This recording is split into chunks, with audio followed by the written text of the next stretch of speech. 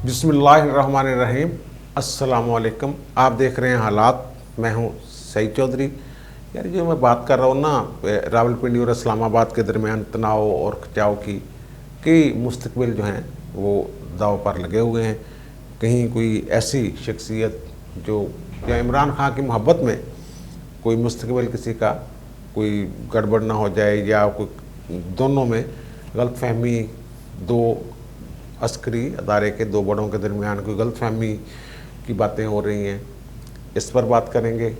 और फिर तहरीक लब्बैक की जो मामला चल रहे हैं उसमें जो स्टीयरिंग कमेटी है उसका अजलास हुआ है, वो तहरीक लब्बैक वालों के लिए उसमें खुशकुन खबरें हैं वो पटड़ी पे चढ़ती हुई नज़र आ रही है। और फिर 133 जो लाहौर का 133 हल्का है, ज़िमनी इलेक्शन हो रहे हैं, उसमें पंजाब हुकूमत ने कहा था कि जनाब अमनामा की सूरत बेहतर नहीं है, इलेक्शन आगे ले जाएं। और इसका एक माजी का दिलचस्प अहवाल है, नून लीग के दौर में क्या हुआ था, इस पर बात करेंगे। और फिर पाक अमेरिका तल्लुकात और बाइडेन वाइट हाउस क्या सोच रहा है। हमारे एक पाकिस्तानी जर्नलिस्ट हैं अजहर ज़मान साहब, उन्होंने कुछ 16-17 सफ़हात की रिपोर्ट मुझे भेजी है। मैं कोशिश करूंगा आखिर में कि उसमें कुछ चीज़ें, ऐसी चीज़ें जो हमारी दिलचस्पी के लिए हों, वो आपके गोश गुजार कर सकूं। लेकिन इससे पहले जो पिछले वीलाग में मैंने बात की थी ना, नैब ऑर्डिनेंस की मैं बात कर रहा था कि ये 1985 से इसका इतलाक़ हो रहा है। और उसको मैंने कहा था कि परवेज़ मुशर्रफ के ख़िलाफ़ जो संगीन गद्दारी का केस बनाया गया था, तो उसके हवाले से मुझे कुछ उसमें मैंने कहा था कि मुझे याद आ गया वो नैब ऑर्डिनेंस। मैंने बताया था कि पहले एहतसाब सेल, फिर एहतसाब ब्यूरो, फिर कौमी एहतसाब ब्यूरो 1999 में ये बना। और उसका जो इतलाक़ है वो 1985 से हो रहा है, जब दयाला के दौर में जमहूरी हुकूमत का क़याम अमल में आया था, जनेजो साहब वज़ीर, उस वक्त से के बाद से ये जो एहतसाब है ये वो अदालतें तो हमारी वैसे वो कहते हैं जनाब 1948 तो साहब दो, लेकिन कानून में शायद 1985 शुरू में था और अब भी मेरे ख्याल 1985 है। तो जो मुशर्रफ के ख़िलाफ़ रेफरेंस बना संगीन गद्दारी का, उसे लाहौर हाई कोर्ट में चैलेंज कर दिया गया। वो अदालत जो खुसूसी अदालत थी वो भी उड़ा दी उन्होंने, जो सज़ा दी थी वो भी उड़ा दी। और कानून जो है संगीन गद्दारी का मजरिया 1973 वो भी जनाब उन्होंने कायज कलदम कर दिया इस बुनियाद पे कि उस कानून में जो लिखा हुआ है कि इसका इतलाक़ 1956 से होगा। और वो अदालतों ने जो कहा, उस बेंच को हेड कर रहे थे मुज़ाहर अली नकवी साहब, और जो मौजूदा chief justice Lahore high court हैं वो भी उस बेंच के रुकन थे, 3 रुकनी बेंच था। तो खैर उन्होंने कहा जनाब ये क्योंकि आइन के तहत कोई कानून मौसर बेमाजी नहीं हो सकता, इसलिए ये इसका इतलाक़ 1956 से क्यों किया गया, इसलिए कानून ही गलत है वो। हालांकि बहरहाल जो भी है वो अब सुप्रीम कोर्ट में पेंडिंग है मामला, वो उसकी जो अदालती उसमें फ़ैसले के जो सुकम हैं या जो वजूहात हैं उसको तो अंडर डिस्कशन नहीं कर ला रहा मैं। लेकिन वो जो इससे मुझे एक वाक़या हकीकी हार्स मौत से सुनी बात मैं बताने लगा हूँ अब, कि जब वो नवाज शरीफ वज़ीर आज़म थे, और मैं ये बताना चाह रहा हूँ कि इसमें क्या कियानी साहब की मुशावरत शामिल थी। कियानी साहब हयात हैं, जिन लोगों का मैं नाम लूँगा वो तमाम अल्लाह ताला उन्हें सेहत तंदरुस्ती मौजूद है, वो इसकी तरदीद कर दें अगर कर सकते हैं तो। जनाब एक दिन मुनीर मलिक साहब अटार्नी जनरल पाकिस्तान थे, और वो जनाब आए वज़ीर आज़म हाउस, और उन्होंने अमले से कहा कि फ़ौरी तौर पर मेरा वज़ीर आज़म नवाज शरीफ से मिलना बहुत ज़रूरी है। चीफ जस्टिस पाकिस्तान इफ्तिखार अहमद चौधरी साहब उस दिन थे, उनका एक अहम पैगाम है वो मैं लेके आया हूँ। तो वो कमेटी शीट चल रही थी, तो वज़ीर आज़म नवाज शरीफ को बताया गया, और मुनीर मलिक साहब जो हैं वो उनसे मुलाकात के लिए भेजे गए, जनाब करेंगे मुलाकात। अब ये ऐनी शाहद बता रहे बात, वो कह रहे हैं हाँ जी। उन्होंने कहा जनाब इफ्तिखार चौधरी साहब जो हैं चीफ जस्टिस पाकिस्तान, उन्होंने भेजा है कि जनाब सुप्रीम कोर्ट की एक जजमेंट है कि जो आइन तोड़ने पर परवेज़ मुशर्रफ के ख़िलाफ़ मुकदमा दर्ज किया जाए, कार्रवाई की जाए, तो क्या आप उनके ख़िलाफ़ कार्रवाई करेंगे आर्टिकल 6 के तहत या नहीं? वो ये पूछने के लिए मुझे भेजा है। तो कल मैंने अदालत में इसका जवाब देना है। तो उन्होंने, नवाज शरीफ ने पूछा कि अगर हम कहें कि नहीं तो फिर क्या होगा? तो उनका जनाब वो ऐसे ही, आपको पता ही है वो किस मिजाज के आदमी हैं, तो वो हो सकता है सेक्रेटरी दाखिला को बुला लें या आपको भी बुला सकते हैं, और मुझे लगता है कल आपको बुला लेना उन्होंने।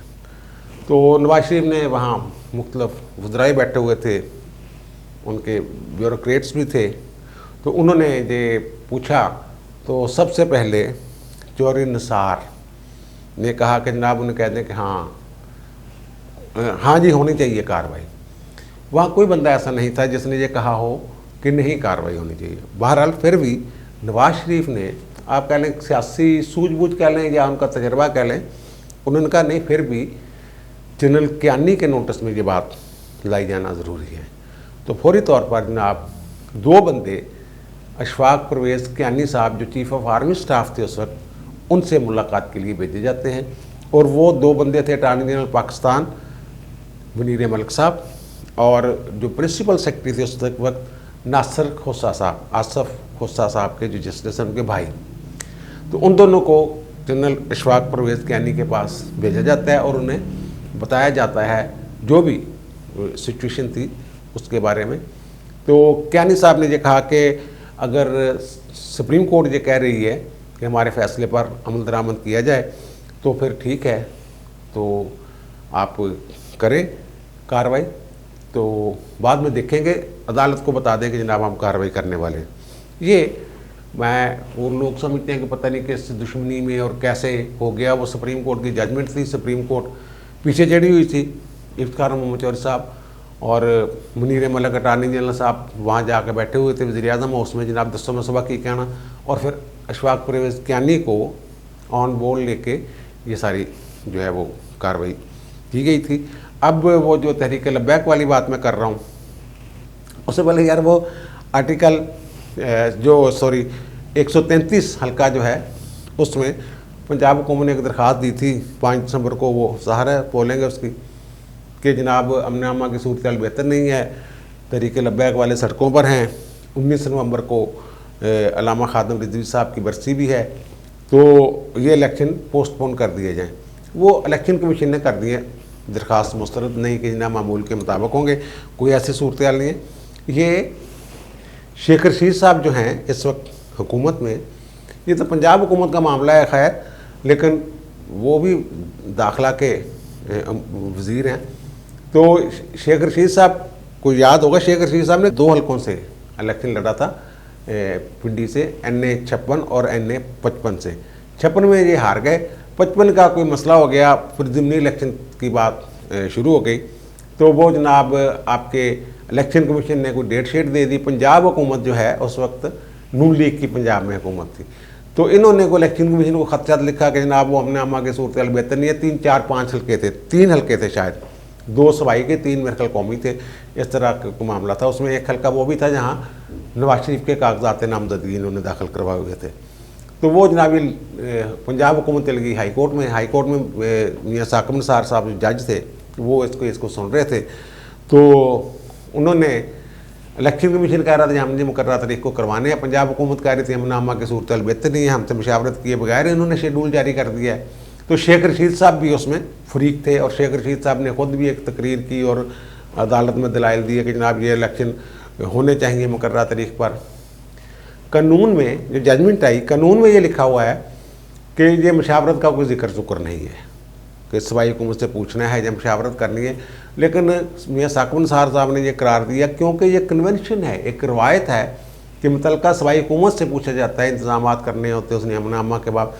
इसलिए इलेक्शन कमीशन के लिए ज़रूरी है कि पंजाब हुकूमत के साथ फिर मुशावरत करे, यानी उन्होंने केस रिमांड कर दिया। वो बाद में 2010 में इलेक्शन हो गए थे। ये हुकूमतें जो हैं इस तरह के मामला करती रहती हैं। उसमें असल में मसला ये था कि मियाँ नवाज शरीफ साहब जो थे वो जो माहदा करके गए थे कि 2010 तक इलेक्शन में हिस्सा ना लेने का, और वो एक उसमें सऊदी हुकूमत जो थी वो ज़ामन थी, ये वो मियाँ साहब का कोई मामला था जिसकी वजह से ये इलेक्शन जो हैं ये चाहते थे कि ना हो। बहरहाल ये एक माजी का और मौजूदा हुकूमत का जो है आपस में एक मुल्तज़िम ममासलत थोड़ी सी नज़र आई, इसलिए मैंने बता दिया। वो मेरा ख्याल है कि इलेक्शन जो है वो ऐसे हालात नहीं, उस वक्त तो काफ़ी बुरे हालात थे, वो धमाके शमाके हो रहे थे, दहशतगर्दी की वारदातें बड़ी हो रही थी। अब तो वो हालात नहीं है। और वैसे भी तहरीक लब्बैक का बहाना इन्होंने बनाया तो उनके साथ तो मामला ठीक हो रहे हैं, इनके ठीक बल्कि हो गए हैं। तो वो मैं बार बार ये कहता रहा हूँ कि इस दफ़ा इनका बुनियादी जो मुतालबा है उसमें फ्रांसीसी तस्वीर वाला इशू नहीं है। असल में तो ये साद रिजवी की रिहाई के लिए शुरू होने वाली मूवमेंट थी और फिर ये धरने में बदल गई। और जो मुफ्ती मुनीबर रहमान साहब हैं उन्होंने कराची में मीडिया से गुफ्तगू करते हुए ये बात की है कि माहदा तय आ गया, लेकिन कहीं भी ये जो इस दफ़ा फ्रांसीसी सफारतखाना बंद करने वाली बात जो है, ये जो वुज़रा अपनी तरफ से छाल रहे हैं, ये झूठ है। वो मुतालबा उनका इस वक्त ये शामिल नहीं था। बहरहाल आज स्टीयरिंग कमेटी का जो इजलास हुआ है, अली मोहम्मद ख़ान साहब जो वफाकी वज़ीर हैं मुमलकत, उनकी सरबराही में राजा बशारत सूबाई वज़ीर, वफाकी सेक्रेटरी दाखिला, होम सेक्रेटरी पंजाब वगैरह, और उनके तहरीक लब्बैक के मेम्बरान जो थे कमेटी के, वो शरीक हुए हैं। जो जनाब वो पता ये चला है कि जनाब के 2352 जो कारकुन हैं वो अक्टूबर में इस महीने पिछले महीने जब तहरीक शुरू हुई है गिरफ़्तार हो गए। 1000 वो अब तक छोड़ दिए होंगे उन्होंने, और 1352 जो हैं वो कल तक छोड़ देंगे। और पिछली FIR जो हैं उसमें दोनों में फ़र्क, तादाद में फ़र्क था। वो कहते इतनी है, वो कहते इतनी है।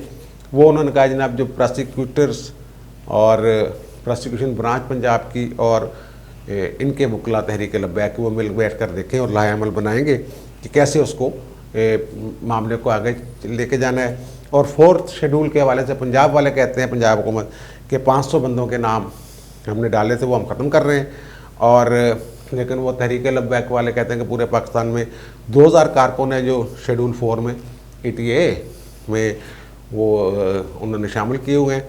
और फिर वहाँ ये बात की गई कि जनाब नामालूम अफराद के ख़िलाफ़ FIR जो हैं उसमें जो है वो किसी वक्त भी हमें पकड़ा जा सकता है। जैसे गुजरांवाले वाली वगैरह FIR सामने आ गई, वो अगली मीटिंग में वो जितनी भी ऐसी FIRs हैं वो तमाम जो हैं वो सामने लाई जाएंगी। और साद रिजवी साहब की रिहाई के हवाले से 3 नवंबर को हाई कोर्ट में हेयरिंग है उसकी, तो उसको कहा गया कि वो देखेंगे, हाई कोर्ट की कार्रवाई देखने के बाद उसको आगे लेके जाएंगे कि क्या कार्रवाई होती है क्या नहीं होती है। और फिर उनकी नज़रबंदी शरबंदी वाली बात जो है वो ख़त्म। तो और फिर एक जो अहम बात है इसमें यह है कि पंजाब हुकूमत ने कहा जनाब हमने वो इसको निकाल दिया है ETA दहशतगर्द तंजीम के, वो उसमें से निकाल दिया खाते में से, और हमने वफाकी हुकूमत को ये लिख दिया, सुबह लेटर चला जाएगा वो कह रहे हैं। और कि जनाब ये दहशतगर्दी वो जो ETA के तहत इसको कलअदम किया गया था, पाबंदी लगाई गई थी, वो ख़त्म कर दी जाए। और वफाकी सेक्रेटरी दाखिला ने ये यकीन दहानी करवाई है वो मामला सामने आएगा तो फिर हम उसको कर देंगे, उसको भी जो भी है उसको कर देंगे। अच्छा, अब ये मामला ना वो मैं कह रहा हूँ इस्लामाबाद और रावलपिंडी वाला मामला, एक खबर आज बड़ी गर्दिश कर रही है। हम ये कह रहे हैं कि जनाब नवंबर 2022 में जब जनरल बाजवा 28 या 29 नवंबर को अपने ओहदा से सुपुर्दोश होंगे, उनकी ओहदे की मियाद पूरी हो जाएगी, तो उसके बाद 4 सीनियर तरीन जर्नैल जो होंगे वो होंगे जनाब सार शमशाद साहब, अज़हर अब्बास साहब, जनरल नुमान महमूद साहब और फैज़ हमीद साहब। लेकिन एक ख़बर कोई गर्दिश कर रही है इस तरह की कि उस वक्त नवंबर 2022 में जो हमने कहा था कुछ 6 जर्नैल जो हैं वो 30 सितंबर को रिटायर हो जाएंगे, वैसे कोई टेक्निकल मसला ऐसा हो गया है कि 27 नवंबर 2022 तक जनरल आसम मुनीर जो अभी हाल ही में कोर कमांडर के तौर पे काम कर रहे थे और अब वो GHQ में उनको तैनात कर दिया गया है, तो वो उस वक्त भी यानी 27 नवंबर 2022 तक 30 सितंबर की बजाय 27 नवंबर 2000 तक वो रहेंगे। वो कहते हैं कि जो उनके जो बैच थे 3 स्टार जनरल के वो लेट लगे थे, वो 27 नवंबर 2018 को। अब कानून ये है कि इसमें जो 3 स्टार जनरल हैं, लेफ्टिनेंट जनरल्स, उनकी रिटायरमेंट की उम्र है 58 साल और उनका टेन्योर है 4 साल। यानी अगर कोई, लेकिन दोनों में से जो पहले हो जाए वो उसके तहत, फर्ज करें कि एक साहब हैं 51 साल के हैं, वो लेफ्टिनेंट जनरल हो गए हैं, तो 55 साल की उम्र में वो रिटायर हो जाएंगे, 58 का नहीं देखा जाएगा। एक साहब हैं जो 56 साल की उम्र में लेफ्टिनेंट जनरल होते हैं, तो वो 58 साल में रिटायर हो जाएंगे, वो 60 तक नहीं जाएंगे। लेकिन एक और जो मज़े की बात इसमें है वो ये है कि जो चीफ ऑफ आर्मी स्टाफ हैं उनके पास एक ये इख्तियार है कि वो किसी भी 3 स्टार जनरल को ये समझे कि इसकी अभी ये किसी प्रोजेक्ट पे काम कर रहे हैं और अभी इनकी ज़रूरत है, तो वो 1 साल की एक्सटेंशन उनके लिए रिकमेंड कर सकते हैं। वो कोई भी जो उनके, ज़ाहिर है वो ज़ाती पसंद नापसंद वाला मामला भी बीच में आ जाता है। तो अब जो एक और नुक्ता सामने लाया जा रहा है वो ये लाया जा रहा है कि तरीक़ाकार ये है चीफ ऑफ आर्मी स्टाफ के तकर्रर का कि जाने वाला चीफ ऑफ आर्मी स्टाफ 3 नाम जो हैं वो वज़ीर आज़म को भेजते हैं, और वो जो अब इनका तकर्रर हुआ था जनरल बाजवा का, तो उस वक्त 3 से ज़्यादा नाम मंगवाए थे, वो 5 भी हो सकते हैं। वज़ीर आज़म कहते हैं 5 नाम भेजो, 3 नहीं 5 नाम भेज दो। वो वज़ारत दिफा के ज़रिए जाते हैं, वो उनमें से देखते हैं, और चाहें तो सबको भी मुस्तरद करके नए नाम भी मंगवा सकते हैं। जैसे नवाज शरीफ ने अपनी मर्ज़ी से परवेज़ मुशर्रफ को चुना था, वो कोई उनका ये अज़ल इख्तियार वज़ीर आज़म का है। और इसी तरह ज़िया हक का भी जो भुट्टो साहब ने किया था वो ऐसे ही हुआ था। तो अब एक जो और मामला है वो ये है कि जनाब जो प्रोसेस है वो 20-25 दिन पहले शुरू हो जाता है, उससे पहले भी हो सकता है, महीना पहले भी हो सकता है, 20-25 दिन पहले हो जाता है। और अहलियत की जो रवायत है या शराइत हैं वो ये हैं कि जनाब 1 साल वो 3 सितारे वाला जनरल जिन्होंने 1 साल किसी कोर को कमांड किया हो कम अज़ कम, वो एलिजिबल होगा आर्मी चीफ के लिए। अब जो इमरान खान साहब करते फिर रहे हैं, तो ये कोर संभालेंगे जनरल फैज़ हमीद 20 नवंबर को, इसी महीने, पेशावर वाली। और अगर प्रोसेस जो हो जाता है शुरू नवंबर 1 नवंबर 2022 को नए आर्मी चीफ के तकर्रर का, तो उस वक्त या उससे भी पहले अक्टूबर में हो जाता है, तो फिर तो ये एक मसला बनेगा। अगर रिकमेंडेशंस भेजनी होंगी तो फिर वो तो कहेंगे जनाब ये तो ये आज जब हम ये कार्रवाई कर रहे हैं नए आर्मी चीफ के लिए, इनका तो 1 साल का टेन्योर ही पूरा नहीं है, तो इसका नाम ही नहीं हम भेज रहे हैं। और वैसे भी ये 4थे नंबर पे हैं, 3 नाम काफ़ी हैं। और फिर आसम मुनीर साहब को अगर 1 साल मज़ीद एक्सटेंशन दे दी जाती है किसी वजह से, उन्होंने कोर भी अपनी की हुई है कमान पूरी, तो फिर वो उनको कहते हैं जो GHQ में काम कर रहे हैं उनको प्रिंसिपल स्टाफ ऑफिसर्स कहते हैं। ये अब वहाँ उस तौर पे एक अहम जो ज़िम्मेदारी निभा रहे हैं। तो ये मसला गड़बड़ हो जाती है कि हर जाने वाला चीफ उसकी ये ख्वाहिश होती है कि जो आने वाला चीफ हो वो ऐसा हो जो उसके लिए, यार ये बहुत सारे मामलात होते हैं, बहुत सारी अंदर कोई गड़बड़े बाद में निकल आती हैं, कोई और मसला हो जाता है।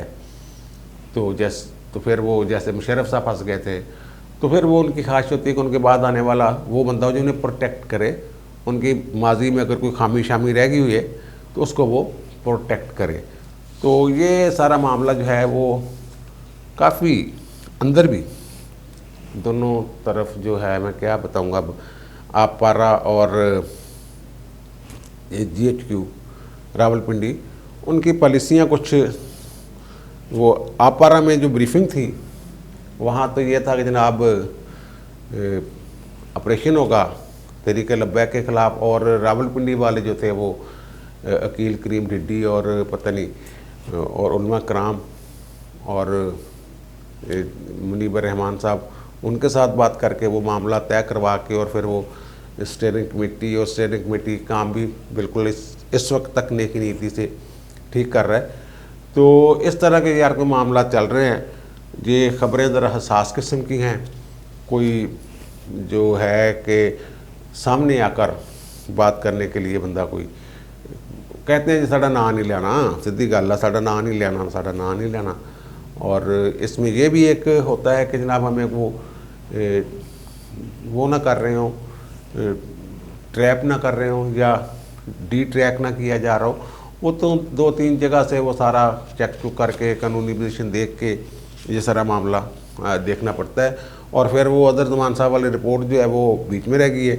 वो 17-18 सफ़हात की रिपोर्ट है और कि बाइडेन क्या सोच रहे हैं, वो क्या पॉलिसी पाकिस्तान में बना रहे हैं, पाकिस्तान और अमेरिका के तल्लुकात किस सतह पे हैं। टाइम हो गया ज़्यादा, मेरे ख्याल कल पहले व्लॉग में इस पर हम तफसील से बात करेंगे।